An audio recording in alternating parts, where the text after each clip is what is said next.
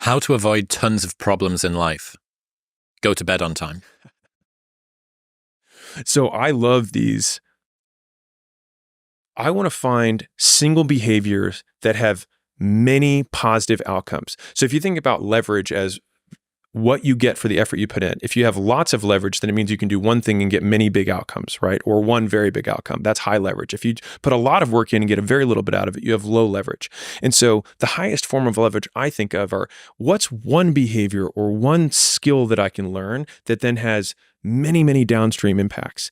And so and this is specifically, I'll say, for the 20-ish year olds, so 20 to 30, 20 to 35, if you can simply go to bed on time, you avoid drinking and getting in a DUI, you avoid early pregnancies, you avoid messing up your work because you don't sleep well, because you show up hungover the next day and then you don't get the career advancement that you want, or you get the judgments from your coworkers from the fact that you're responsible because you drink, even though it might have been responsible drinking, but you still smell like booze because it's in your system.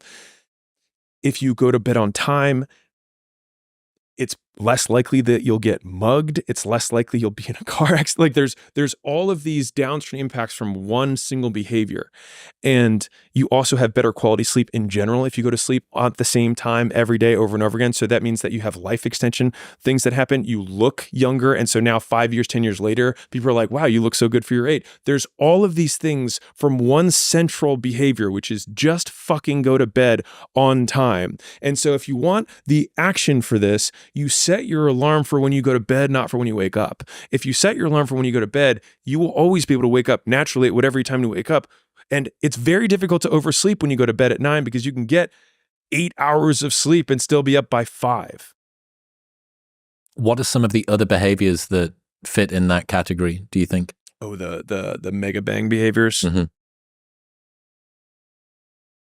give you one that a friend gave me one, I think. Buying a dog was his.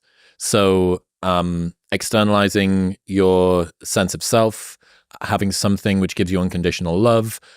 Your step count has just quadrupled at least.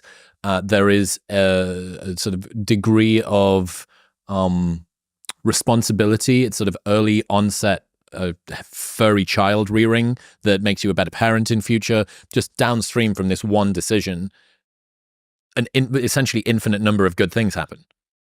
What are you grinning at me for? My team's smiling because they know that there's probably like one thing that I tell everyone not to do. Get a dog? Yeah. Wow. Why don't you want them to get a dog? So I think that getting a dog for the reasons that you outlined makes sense for living life satisfaction. Like if you don't walk, walking a dog is a good thing. If I already walk, I don't get that benefit. If I have interpersonal relationships and an outside version of awareness of self, then I don't necessarily get the benefit.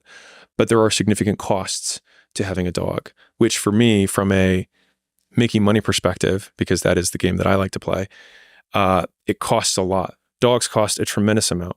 And so they cost you not being able to go to events. They cost you having to break up in the middle of the day to go home to let the dog out.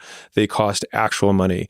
The amount of total time that you spend walking the dog, if you already work out, is most of the time just wasted. Now you could say, hey, I'm listening to a podcast, fine. But it will interrupt deep work for the most part. And so so to give you context on how extreme I am about this, Layla bought a dog and then I got her to give it away. What sort of dog was it? King Charles Spaniel, the little nice, strong British dog. Super nice dog. Nothing wrong with the dog. Yep. Good dude. Racist decision. Yes. And so we just gave it to somebody else in a good home and it's very happy. And you know what? It probably forgot about me instantly. What else? What are some of these other big bangs? I mean, there's obviously the exercise, because like if you think about what are the big things that, because the dog one was downstream from, I mean, for me, a big one there is exercise. Like if you walk one or two fitness, times a day. It's like physical and psychological health, basically. Yeah. So it has multiple there. I would say eating your body weight in grams of protein per day. So if we think about lean body mass as one of the big predictors for long-term health and things like that, there are only 3 things that are anabolic: hormones, resistance training, and protein. Like if someone doesn't eat protein and they start eating protein, they have more muscle. Like you don't have to exercise. If you just eat more protein, you gain muscle. Because you lose less muscle because more of it comes from your diet than eating away the muscle you have. Like, that's it. Like those are the three things. And so like you can do one of them. And the nice thing is, for most people who want to operationalize this, there's this big idea, and I'm not going to get into food and fitness stuff because dear God, but people think I have to eat healthy and it's this big amorphous thing. But if we chunk it down, it means that you need to pick 2 things that you like to eat in the morning that have the macros that you need to hit. And you can try as many times as you want because you only need 1 or 2 that you actually like, and then you can stick with it. This is one of the best insights that you had about diet, which is people overcomplicate trying to deconstruct what a diet consists of. But if you actually look at what you eat across a year, it's probably 5 meals on rotation, maybe less. I think I've probably got 3 good meals in my locker. You know, my Gordon Ramsay would be fucking ashamed of us coming from the same country.